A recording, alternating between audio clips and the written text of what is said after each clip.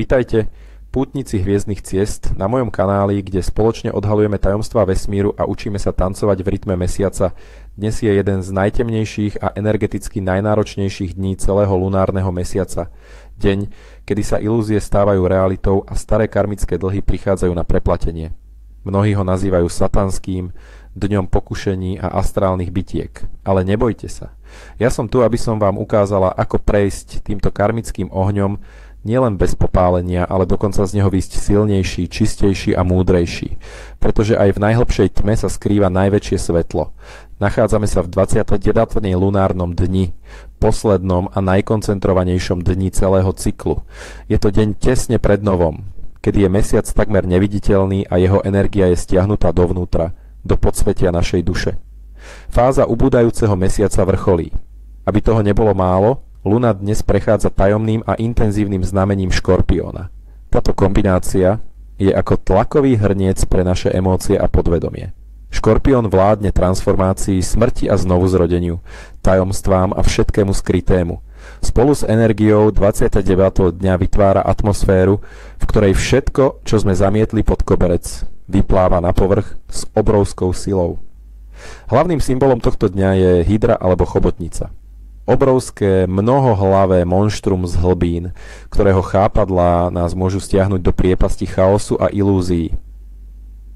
Poďme sa ponoriť hlbšie do mystickej podstaty tohto dňa. Hydra a chobotnica nie sú len symbolmi zla. Sú archetypom nášho vlastného podvedomia, našich strachov, závislostí, toxických vzťahov a karmických uzlov, ktoré nás držia v zajatí. Každé chápadlo, každá hlava hydry predstavuje jeden problém, jednu ilúziu, ktorej sme podľahli. Energia dňa je teda jednoznačne deštruktívna, ale jej cieľom nie je nás zničiť, ale zničiť to, čo je v nás falošné a škodlivé. Je to energia radikálnej očisty. Tento deň je spojený so živlom vody, ale nie je to čistá životodarná voda. Je to kalná, stojatá voda močiarov, hlbina oceánu, kde sídlia prastaré bytosti. Vládnu mu planéty Saturn ako pán karmy a osudu a Pluto s Marsom, vládcovia Škorpióna, ktorí prinášajú transformáciu cez krízu. Kamene, ktoré nám dnes môžu pomôcť, sú tmavé a ochranné. Čierna perla, ktorá pohlcuje negativitu, obsidián, ktorý ako ostrý nôž odrezáva energetické putá a hadovec, ktorý nám pomáha prejsť transformáciou. Farby dňa sú všetky odtiene čiernej, tmavohnedej a bahnitej, farby zeme a hĺbky. Nenoste dnes nič žiarivé, nevytrčajte z davu. Zostaňte v tieni, pozorujte. Duchovným posolstvom tohto dňa je: postav sa svojej tme, alebo ťa pohltí. Vesmír nám dáva poslednú šancu pred novým cyklom zbaviť sa všetkého, čo nám už neslúži. Je to deň pravdy, ktorá môže byť bolestivá, ale je nevyhnutná pre náš rast. K energii tohto dňa sa viaže jedna prastará legenda, ktorá dokonale ilustruje jeho podstatu. Je to príbeh o lernejskej hydre, jednej z 12 úloh hrdinu Herakla. Hydra bola oblúda s mnohými hadími hlavami, ktorá žila v močiaroch a terorizovala okolie. Jej dých bol jedovatý a krv smrteľná.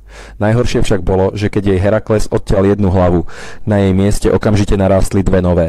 Herakles bojoval, sekal hlavy mečom, no obluda bola stále silnejšia a silnejšia. Hrdina bol zúfalý, cítil, ako ho opúšťajú sily a ako ho chápadlá sťahujú do bahna. Tento boj predstavuje náš typický boj s vlastnými démonmi, so závislosťami, strachmi, hnevom. Čím viac s nimi bojujeme priamo, tým viac ich posilňujeme. Herakles pochopil, že hrubá sila nestačí. Potreboval stratégiu a pomoc. Jeho synovec Iolaos mu poradil, aby po odseknutí hlavy ranu okamžite opálil ohňom z horiacej fakle. Oheň, symbol vedomia a duchovnej sily, zabránil tomu, aby narástli nové hlavy. Spoločne s rozvahou a múdrosťou nakoniec hydru porazili. Táto legenda nás učí, že dnes nemáme bojovať so svojimi problémami slepo a zúrivo. Musíme na ne posvietiť svetlom vedomia, pochopiť ich koreň a spáliť ho ohňom odpustenia a prijatia. Iba tak sa môžeme oslobodiť. Dnes nám vesmír posiela mnoho znamení a varovaní. Buďte mimoriadne vnímaví. Ak počujete žalostný zvuk, napríklad zavíjanie vetra alebo vrzganie dverí, je to varovanie, aby ste spomalili a boli opatrní. Ak uvidíte niečo zamotané ako klbko priadze alebo káble, je to znamenie, že sa môžete zapliesť do komplikovanej situácie. Ak vám zhorí žiarovka, alebo sa pokazí nejaký spotrebič, vaša energia je preťažená. Okamžite si oddychnite. Vidieť pavúka a kotka pavučinu je pripomienkou karmických sietí. Dávajte si pozor, aké myšlienky a činy dnes tkáte. Zacítiť dym alebo zápach spáleniny je varovaním pred skrytým nebezpečenstvom alebo konfliktom.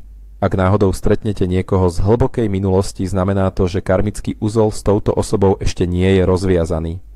A najhorším znamením je rozbité zrkadlo alebo riad, symbol narušenia ochrannej aury. Buďte v takom prípade extrémne opatrní. Sny v túto noc sú ťažké, mätúce a často desivé. Sú to sny, ktoré vyťahujú na povrch naše najhlbšie strachy, viny a potlačené emócie.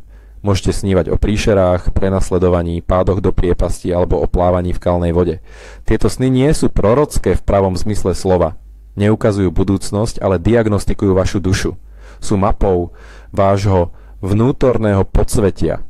Nebojte sa ich, ale po prebudení sa zamyslíte, aký strach alebo problém vám sen ukázal.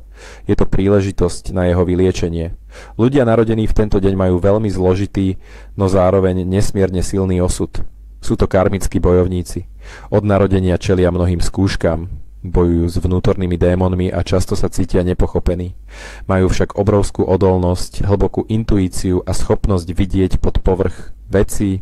Ak sa naučia ovládať svoju temnú stránku a prejdú svojimi skúškami, stávajú sa z nich mocní liečitelia, psychológovia, ezoterici a duchovní vodcovia, ktorí dokážu pomôcť iným prejsť ich vlastnou temnotou. Často sú to dlhovekí ľudia, pretože ich úlohou je nazbierať mnoho múdrosti. Ako energia tohto dňa ovplyvňuje kľúčové sféry nášho života? V láske a vzťahoch je to mimoriadne nebezpečný deň. Vládne žiarlivosť, podozrievavosť, manipulácia a hádky. Staré krivdy môžu vyplávať na povrch s ničivou silou. Dnes je najlepšie obmedziť kontakt na minimum alebo, ak to nie je možné, obrniť sa trpezlivosťou a neodpovedať na provokácie. V kariére a financiách je to katastrofálny deň pre akékoľvek začiatky. Nepodpisujte zmluvy, nezačínajte nové projekty, nežiadajte o zvýšenie platu. Hrozí vysoké riziko podvodu, omylov a zlyhania. Sústreďte sa len na dokončovanie starých úloh. V žiadnom prípade si nepožičiavajte peniaze a ani ich nikomu nepožičiavajte. Je to deň splácania dlhov, nie vytvárania nových. Čo sa týka zdravia a krásy, naša energia je na absolútnom minime. Telo je oslabené a zraniteľné. Hrozí riziko otráv jedlom, úrazov a zhoršenia chronických chorôb. Vyhnite sa operáciám, náročným lekárskym zákrokom, ale aj návšteve kaderníka či kozmetičky. Mesiac v Škorpiónovi robí obzvlášť zraniteľnými pohlavné orgány, konečník a kríže. Najdôležitejšou sférou je dnes duchovný rozvoj.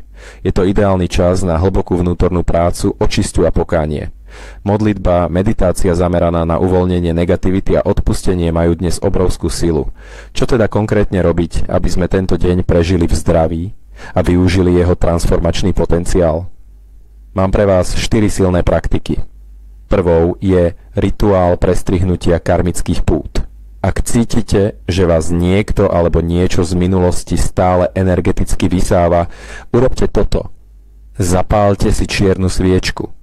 Vezmite si kúsok čiernej nite a predstavujte si, že symbolizuje toxické puto s danou osobou alebo situáciou. Chvíľu ju držte v rukách, nabite ju všetkou tou ťažkou energiou. Potom povedzte nahlas, v sile ohňa a ocele, toto puto ruším a trhám. Vraciam ti, čo je tvoje, beriem si späť, čo je moje. Od tejto chvíle sme slobodní.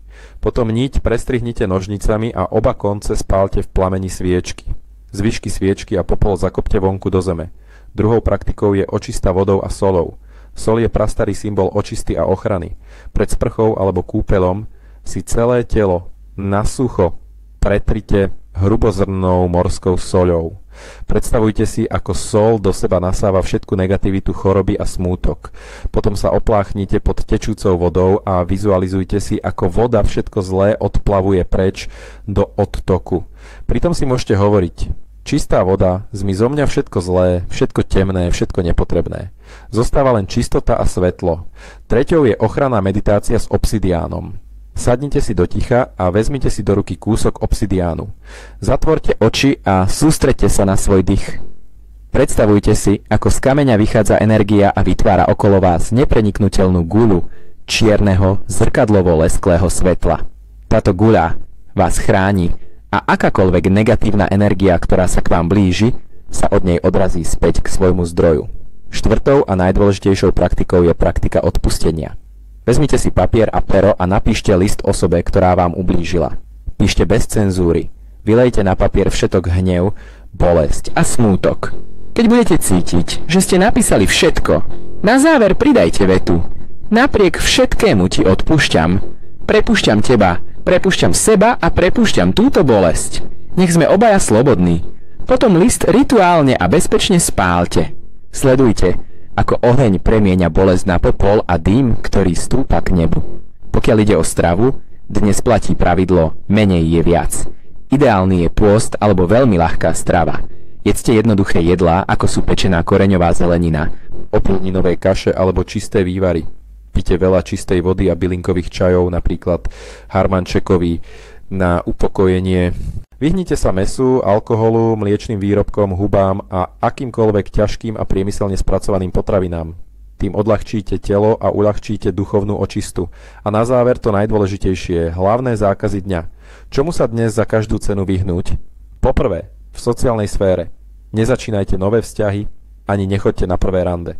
Neuzatvárajte manželstvo.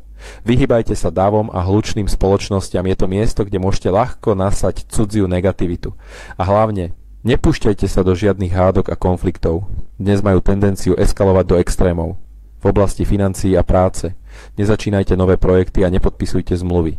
Je to ako sadiť semienko do otrávenej pôdy. Nepožičiavajte peniaze a ani si ich nepožičiavajte, pretože sa vám buď nevrátia, alebo vám prinesú nešťastie. A nerobte žiadne veľké nákupy. V osobnej a energetickej rovine nedívajte sa pridlho do zrkadla, dnes môže odčerpávať energiu.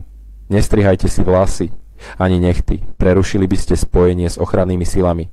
Vyhnite sa intimnému kontaktu, pretože dnes môže viesť k odčerpaniu energie a vytvoreniu negatívnych väzieb.